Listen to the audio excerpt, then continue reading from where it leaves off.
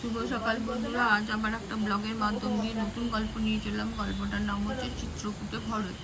বহুদূর গিয়ে ভরত বললেন, চিত্রকূটে যে বর্ণনা শুনেছি তাতে মনে হচ্ছে আমরা এখানেই উপস্থিত হয়েছি। ওই যে পর্বত, মন্দাকিনী নদী, চিত্রকূটের, আর দূরে যে নীল মেঘের ন্যায় বন, এখানে কিন্নরগণ বাস করেন এবং ওদের অশ্ব চারিদিকে দেখা যাচ্ছে আর হরিণগণ ধাবিত হচ্ছে। তো ভরতের আদেশে সৈনিকগণ চতুর্দিকে অনুসন্ধান করে জানালো যে এক স্থানে ধূম দেখা যাচ্ছে, ওখানে রামের আবাস ওই অনুমান করে তারা সেখানেই অগ্রসর হলেন। তো আশ্রম থেকে নিষ্কান্ত হয়ে রাম সীতাকে চিত্রকূটের যে পরপর প্রদেশে নানা সুন্দর শোভা দেখাচ্ছিলেন, সেই সহসা দূর থেকে সৈন্যগণের কোলাহল শুনে এবং ধুলি দেখে তিনি লক্ষণকে কারণ অনুসন্ধান করতে বললেন।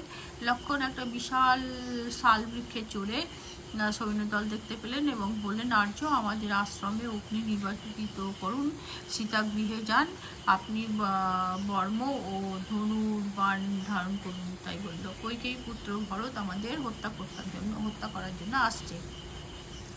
তো এইসব শুনে তখন বলছে যে লক্ষণকে সান্ত্বনা দিয়ে রাম বললেন যে ভরত যদি স্বয়ং এসে থাকে তবে আমাদের অস্ত্রের প্রয়োজন কি? ভাতৃবৎস কৌশল ভরত নিশ্চয় অযোধ্যায় ফিরে এসে সব সংবাদ শুনে আকুল হয়ে আমাদের দেখতে এসেছে। তুমি ভরতকে নিষ্ঠুর কথা বলো না, সে কথা আমাকেই বলা হবে, এই কথা বলল রাম।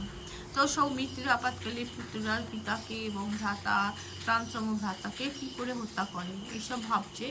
তো তখন বলল যে যদি আমি ভরতকে বলবো লক্ষণকে রাজ্য দাও, আমি এই কথা বললে সে অবশ্যই শুনবে। তখন লক্ষণ রামের কথা শুনে লজ্জিত হলো এবং আর কিছু বললেন না। তিনি বললেন যে মনে হয় পিতা স্বয়ং আপনাকে দেখতে এসেছেন। আমি রাম উত্তর দিলেন। তো রামও তখন তাই মনে হচ্ছে, রাম বলল যে আমারও তাই মনে হচ্ছে, কিন্তু সৈন্যদলের সম্মুখে শত্রুগণ যে সৈনিক দল নিয়ে এসেছেন, তাদের পিতার যে বৃদ্ধ হস্তি রয়েছে, তাতে তার বিখ্যাত শ্বেতবর্ণ রাজছত্র দেখছি না, সেই জন্য সংশয় হচ্ছে। তুমি এখন বৃক্ষ থেকে নেমে এসো। ভরত শত্রুগণকে বললেন যে তুমি আমার অনুচর অনিষাদগণকে নিয়ে সর্বত্র অন্বেষণ করো, গুহ তার জ্ঞাতিদের সঙ্গে রাম লক্ষণের অনুসন্ধান করুন। তো এই করতে করতে অনেক দূর, যতক্ষণ রাম লক্ষণকে না দেখছি ততক্ষণ মনে শান্তি আসছে না। এই বলে তারা কিছু দূর গিয়েই ভরত এক মনোরম এবং বৃহৎ পর্ণশালার নিকটে এলেন। দেখলেন তার ভিতরে স্বর্ণপৃষ্ঠ ইন্দ্রধনু তুল্য বিশাল কামুক এবং দীপ্তমুখ স্বরপূর্ণ তৃণীর স্বর্ণময় কোষে অসি স্বর্ণবিন্দুতে চিত্রিত চর্ম প্রভৃতি রয়েছে। তো এবং একটা বৃহৎ বেদি আছে, তার উত্তর পূর্ব ভাগে ক্রমনিম্ন তাতে অগ্নি রয়েছে। সেই কুটিরে তৃণাচ্ছাদিত পিঠে জটা বলকলধারী চির কঙ্কাল কৃষ্ণার্জিন পরিহিত পুণ্ডরীকাক্ষ মহাবাহু রাম, সীতা ও লক্ষণের সঙ্গে উপবিষ্ট রয়েছেন।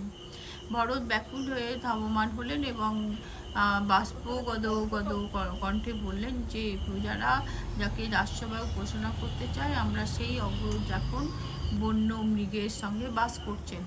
হ্যাঁ,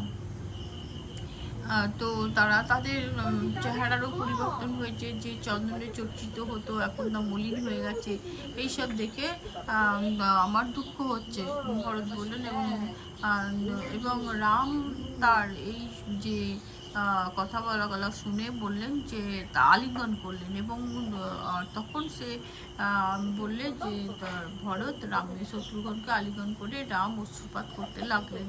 এসব কথা শুনে তো আমার গল্পটা এখানে আর শেষ করলাম।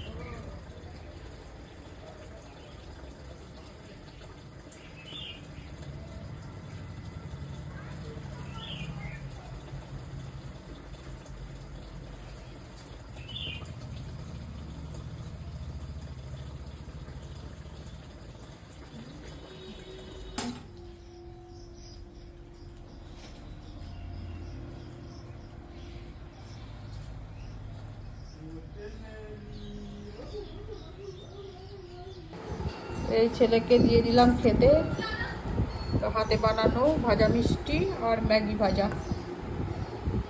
তো সবাইকে শুভ সকাল জানাচ্ছি। মাঝারি সাইজের আলু দিও কাকি বেছে, মাঝারি সাইজের আলু কাজ বেছে দিও।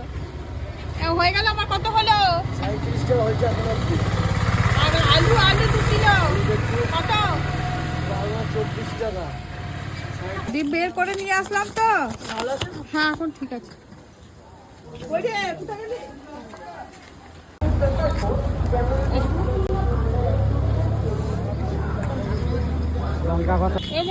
দাও মায়া মাছ দাও, বেছে দিলে ভালো করে ভাজা বুটি বুটি 90 টাকা।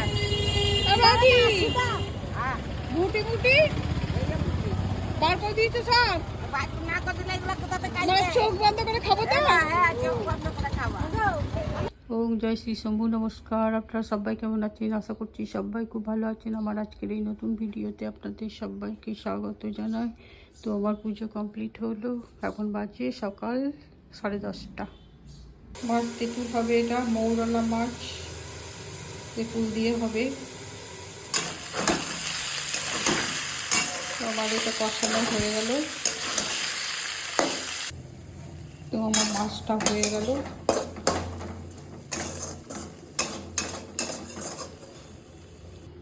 আমার রান্না কমপ্লিট হয়ে গেল, 12:50 বাজে এখন। তার একটু 10 মিনিট আগে আর কমপ্লিট হলো।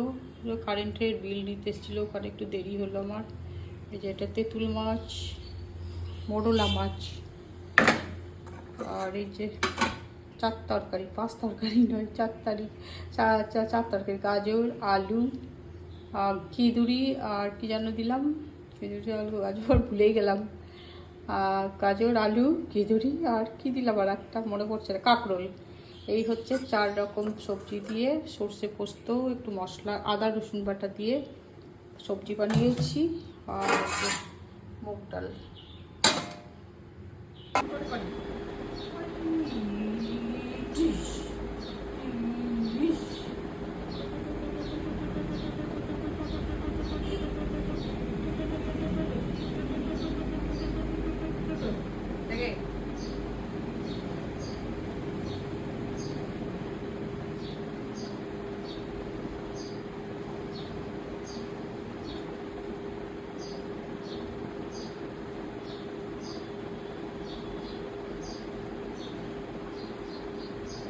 অল্প একটু ছানা, তার জন্য এই যে গুঁড়ো দুধ নিয়ে নিয়েছি, ময়দা নিয়ে নিয়েছি আর চিনি নিয়ে নিয়েছি, আর একটু 1 চিমটে মতো খাবার সোডা দেবো। দিয়ে এইগুলো খুব সুন্দর করে ভালো করে মেখে নেবো, তারপর ভেজে ওই রসটাতে ডুবিয়ে দেবো।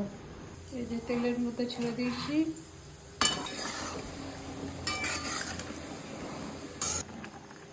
ফুটিয়ে নিতে হবে।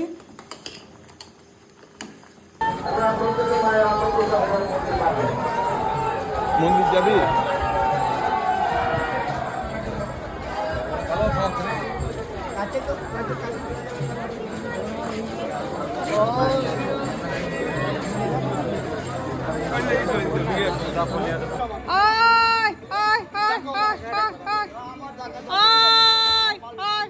খেতে দিতে চলে এলাম, সবগুলো আসেনি।